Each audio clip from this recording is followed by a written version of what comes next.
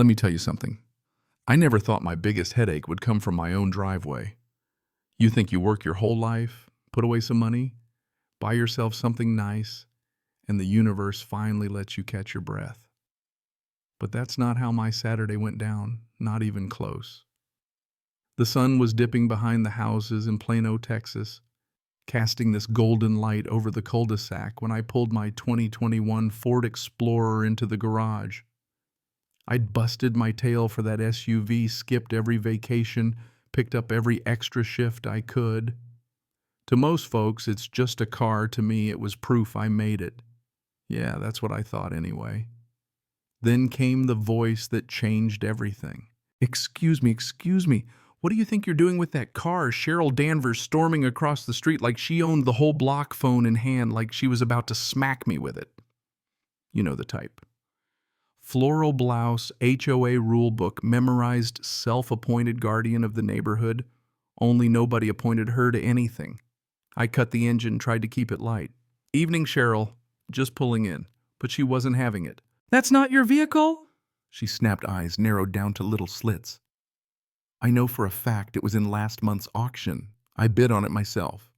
Don't think you can just steal something and slap on fake police stickers to cover your tracks. I just blinked at her. This car was mine, paid for, fair and square. I had the paperwork inside. But she wasn't done. Cheryl was already pointing at the magnetic decals, not even on the car, just stacked in the garage. You're impersonating law enforcement, she hissed, and you're driving a car that belongs to me. My heart didn't sink because I was guilty. It sank because I realized how crazy this could get fast. My kids, Maya and Jordan, were watching from the door. Dad, what's happening? Jordan whispered. I tried to reassure them, but inside my mind was already racing. Cheryl did the thing I feared most. She dialed 911. Yes, I need the police here. Now. A man's stolen my vehicle. He's pretending to be an officer, and he refuses to give me back what's mine. Her voice was high and sharp, echoing across the street. You know how it is. Curtains twitch, neighbors peek, and suddenly my little garage is center stage. Doors open, people step out on porches. Nobody's talking, but everyone's watching. I tried to talk her down. Cheryl, you need to stop. You're making a mistake. She wouldn't hear it. Stay where you are. The police will sort this out. I knew something was off about you the day you moved in. That one cut deeper than I'd admit. 5 years in this neighborhood, coaching soccer, shoveling driveways, for old folks hosting block barbecues, all wiped out by one accusation. Sirens were closing in. The blue and red lights turned my driveway into a crime scene, 3 patrol cars rolling up. Cops stepped out, hands close to their holsters. Sir, step away from the vehicle. My kids were crying in the doorway. I put my hands up. This is my car. I can prove it. Just let me show you the papers. Cheryl cut me off again, pointing and shouting. That's him. He stole my car and turned it into a fake police SUV. Arrest him. Neighbors whispered, some filmed. Then out of nowhere, Victor Ramirez, my across-the-street mechanic, stepped in. I helped him with the decals. He called out, that's his car. I've worked on it. Victor's always had my back. He knows cars better than most folks know their own kids. But the officer still moved slow, hands on belts, eyes bouncing between me, Cheryl, and the car. The tension, you could cut it with a butter knife. I kept my voice steady. Everything you need is inside. Title, insurance, bill of sale. Let me show you. Cheryl tried to block me, claiming I'd run in and shred evidence. The officer finally stepped in. Ma'am, we'll handle this. But Cheryl wouldn't stop. Even as the cops were right in front of her, she's still talking into her phone, narrating the whole thing to dispatch. He's dangerous, don't let him escape. My daughter whimpered, Daddy, they think you're bad. That broke something inside me. The officer finally told me to show the papers. I brought them out, title, registration, everything. He checked every line, every signature. These look legitimate, he said, and I almost collapsed with relief. But Cheryl launched right back in, accusing me of forging everything. Victor finally had enough. Cheryl, enough. The car is his. You're embarrassing yourself.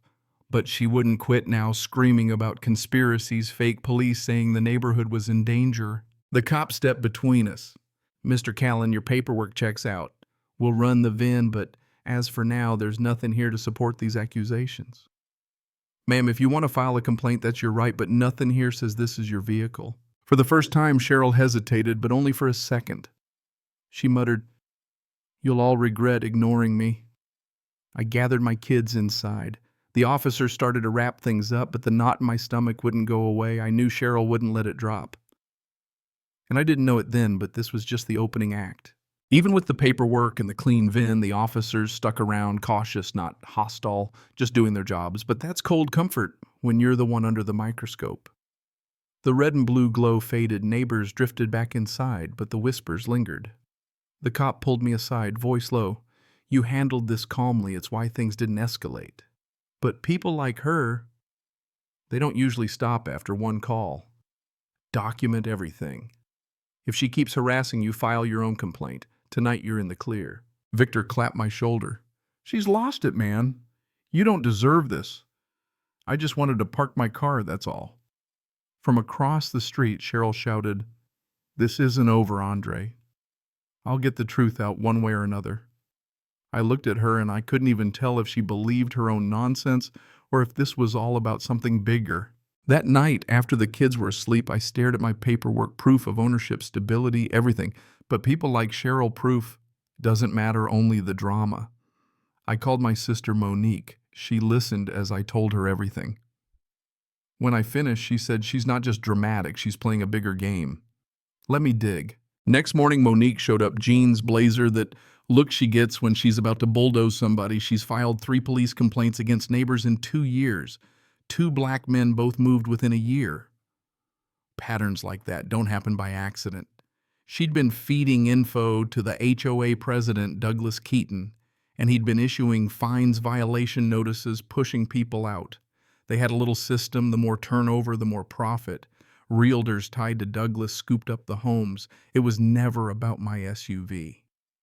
It was about making life hell until people sold out. Just then, Victor showed up with coffee. "Word's out, some folks think Cheryl's nuts, but rumors are flying."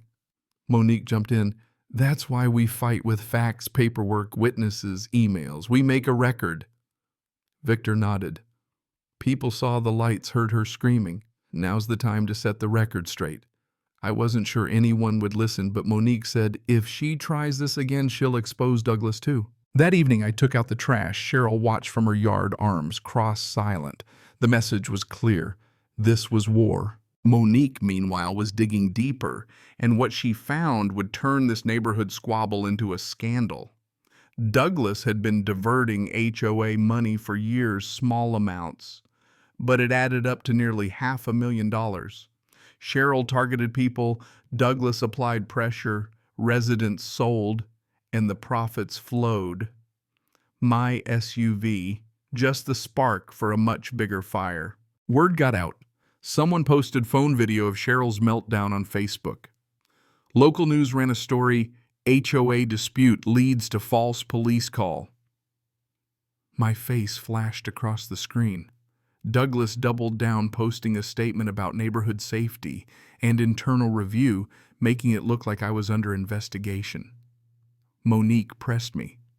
"Tell your side. This isn't about you. It's about stopping this HOA from running roughshod over everyone." Sunday, I gave an interview to a local reporter. I told the truth. This isn't about a car. It's about abuse of power, about corruption that's been festering for years. The segment aired alongside clips of Mrs. Tran. "He's a good man. He doesn't deserve this." Victor defended me too. But Cheryl wasn't done, she told cameras. "He fooled everyone. Just wait." But now the city was watching. Douglas retaliated fast. He pushed through a new rule. No vehicle modifications, decals, or lighting without HOA approval. Classic, frame me as the troublemaker. But this time I was done playing defense. Monique filed the complaint with the state attorney general. And she did. Douglas tried to rally the neighborhood, called an emergency meeting. I stood up, folder in hand. "You and Cheryl have targeted families for years, profited off their pain. I have the proof, bank transfers, fake companies' emails. Do you want me to read them out?" The room erupted. Douglas tried to keep control, but the tide had turned. Soon after, the Attorney General opened an investigation. Douglas was swamped by reporters, board members turned on him, and he was forced to resign. Cheryl stormed out in tears, but nobody followed. For the first time in weeks, I felt like my kids could play on the porch without fear. The neighborhood started to heal. Folks who'd avoided me now stopped by to chat. Mrs. Tran brought dumplings. Kids rode bikes past my house again. At the next meeting, Victor spoke up. We stayed quiet too long. That stops now. A new committee formed Real Transparency. No recycled board members. They asked me to be president. I declined. I just wanted to make sure nobody else would have to go through what I did. Cheryl. She retreated, barely left her house. Rumor was she might move. I let it be. At home, things finally felt normal. One Saturday, Maya and Jordan helped me wash the SUV, water and laughter everywhere. Victor strolled by. You got a good crew there. I laughed. They work for popsicles. For a moment, the chaos of the past month faded into the Texas sun. That night, Monique sat with me on the porch. You gave your kids an example, she said. You didn't let someone lie loud enough to erase the truth. I watched my kids chasing fireflies and realized she was right for them, for the neighborhood I'd stood my ground.